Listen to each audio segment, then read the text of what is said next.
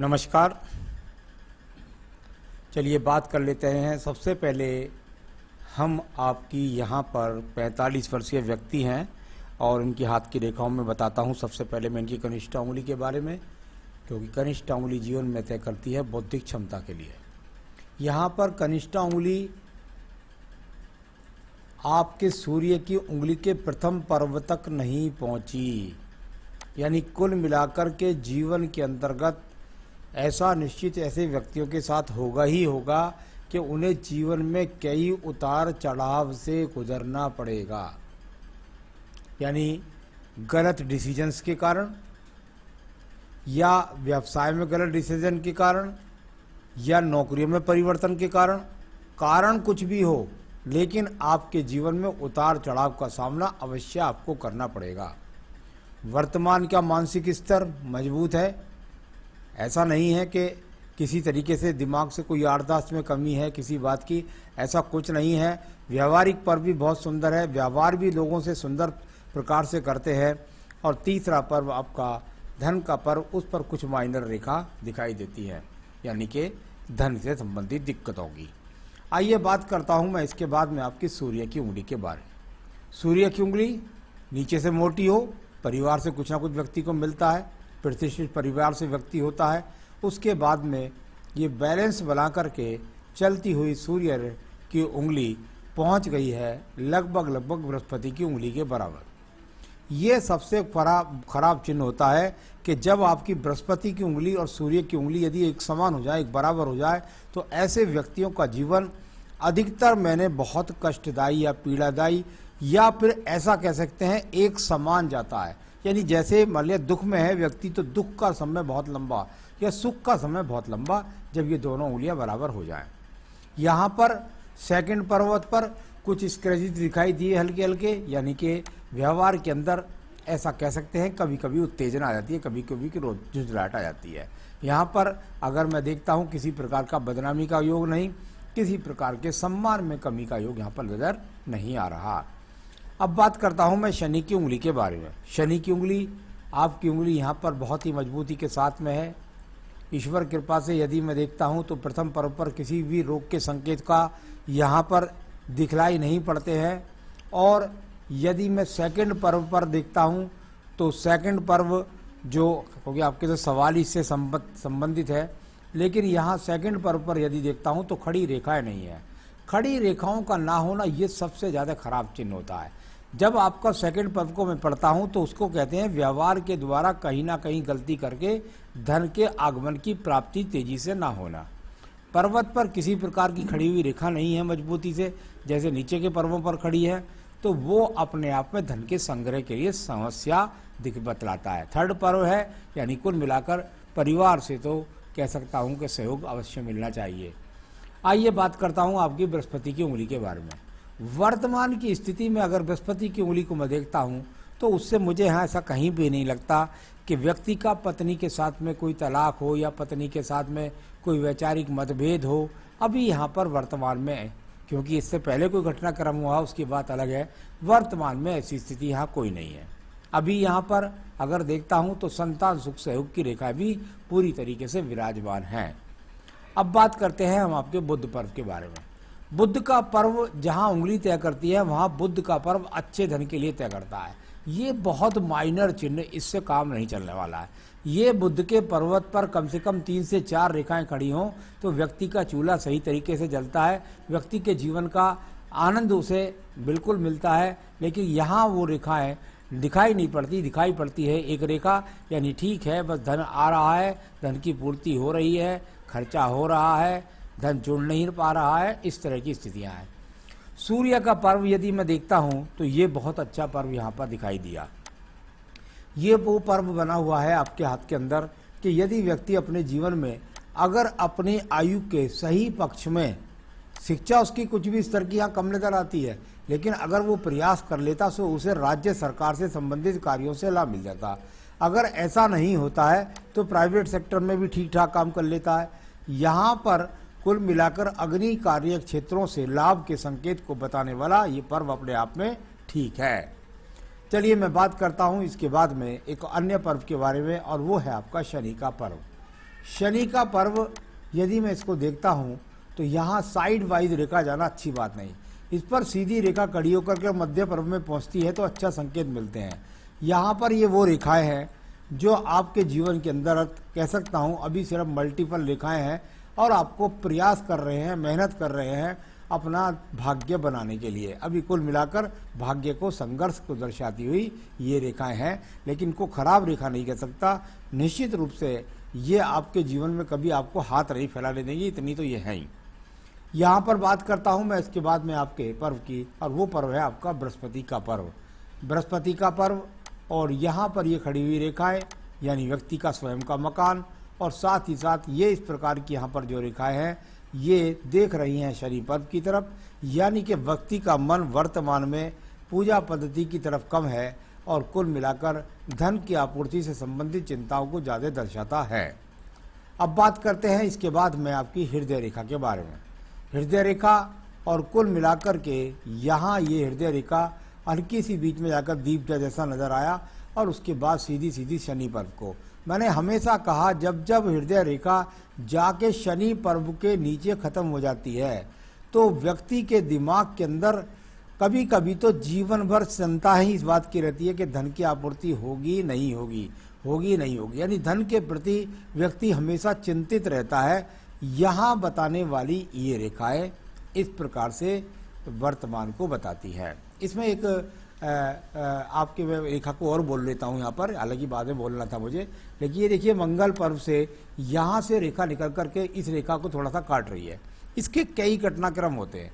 हृदय रेखा को काटा कौन सी रेखा ने? मंगल रेखा ने।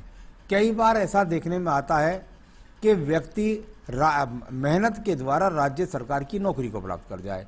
कई बार ऐसा देखने में भी आता है कि ये एक्सीडेंट कारक रेखा है। जब ये यहाँ से चलती है और हृदय रेखा को काटती है तो हृदय से संबंधित यानी पत्नी हो, बच्चे हो, उनसे संबंधित किसी दुर्घटना का सामना भी हो जाता है। तो ऐसा भी देखा जाता है, लेकिन मुकदमों में विजय प्राप्त करने की भी अच्छी रेखा होती है।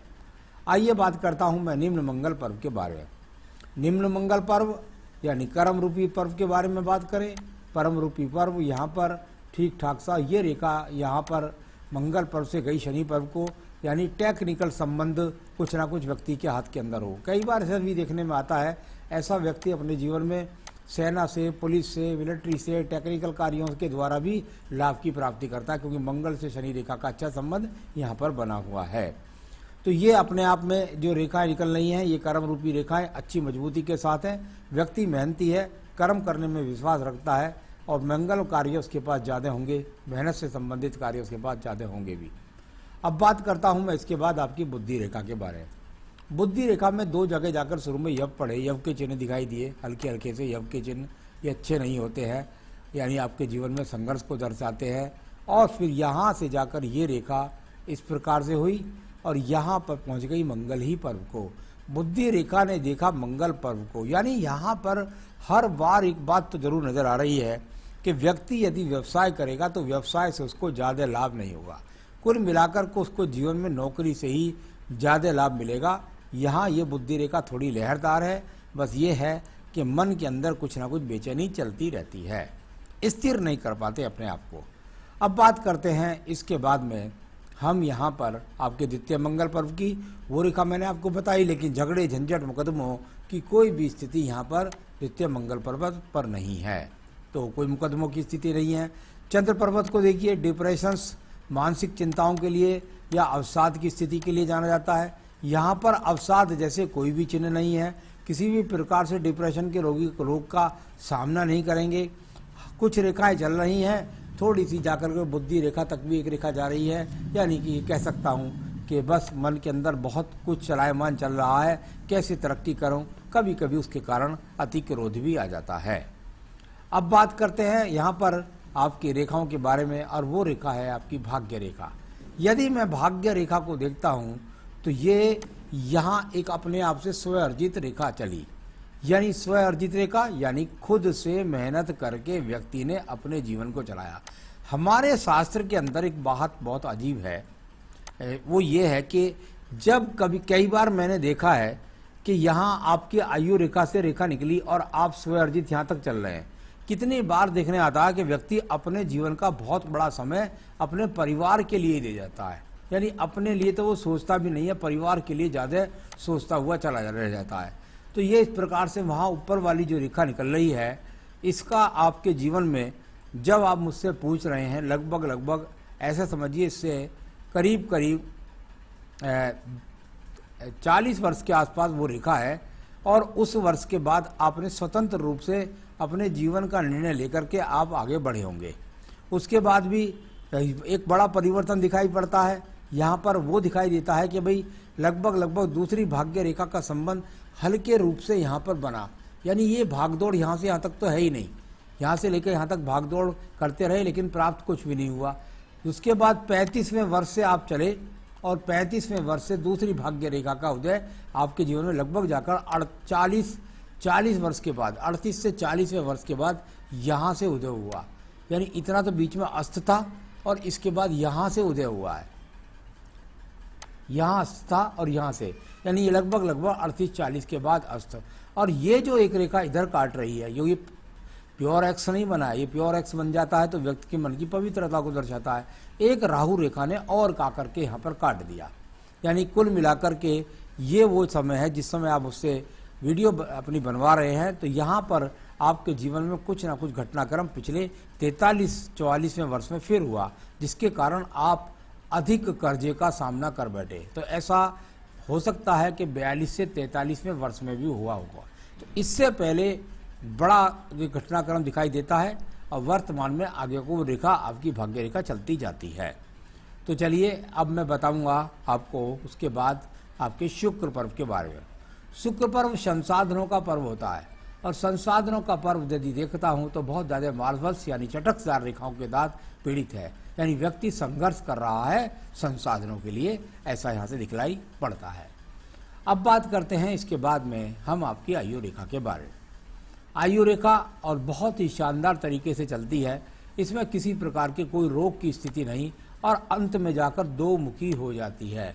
एक शाखा का संबंध जब मिलता है तो इस प्रकार से आयु रेखा में तो व्यक्ति को पैतृक संपत्ति अवश्य मिलती है। दूसरा, जब वीका ट्रेंगल आपके जीवन में जाकर के लगभग 60 वर्ष के बाद, यानी यहाँ जैसे एज लगभग 78 वर्ष की है आपकी, तो उसमें बनता है, तो यानी 60 वर्ष के बाद का जीवन आपका सुखदायी। तो ये इस प्रकार से बनने वाले इस वी का चिन्ह का आप फल जान सकते हैं। तो अब आइए मैं आपके सवालों पर चलता हूँ। कुछ मंगल रेखा हल्की सी है, इसका कोई विशेष प्रभाव आपको मिलने वाला नहीं है, इसका विशेष लाभ आपको कोई मिलने वाला नहीं। क्या मैं कर्ज से मुक्ति पाऊंगा? मैं जब आपकी भाग्य रेखा को देख रहा था तो मुझे ये वाला समय बहुत डिफिकल्ट दिखाई दिया। 35 से लेकर लगभग 42 वर्ष तक कुछ भी भाग्य ने साथ नहीं दिया और उसके कारण आपके जीवन के अंदर यहाँ हल्का सा दिखाई देता है, लेकिन फिर भी हल्का होता है। तो मुझे लगता है वो काफ़ी संघर्ष का समय आपके जीवन का रहा होगा और उसके बाद आपके जीवन के अंदर वर्तमान में भी स्थिति आपकी कोई ज़्यादा अच्छी नहीं है। तो जहाँ तक आपने कर्ज के बारे में, मुक्ति बारे में पूछा है, मुझे बिल्कुल निश्चित रूप से मैं कह सकता हूँ कि आप कर्ज से मुक्ति पाएंगे, लेकिन अभी आपके जीवन में कम से कम बहुत समय आपको लगने वाला है, क्योंकि जो धन के स्रोत दिखाई देते हैं उसके हिसाब से आप स्लो धीरे धीरे उतार पाएंगे और कर्ज से मुक्ति पाएंगे। इसमें आपको 8-10 साल तो अवश्य लगने ही हैं। दूसरा आपने पूछा है क्या मैं अपना मकान और गाड़ी बना पाऊंगा? यहाँ पर यदि मैं देखता हूँ तो मुझे अभी कोई मकान बनाने के चिन्ह न सूर्य रेखा से न किसी रेखा से दिखाई पड़ते हैं।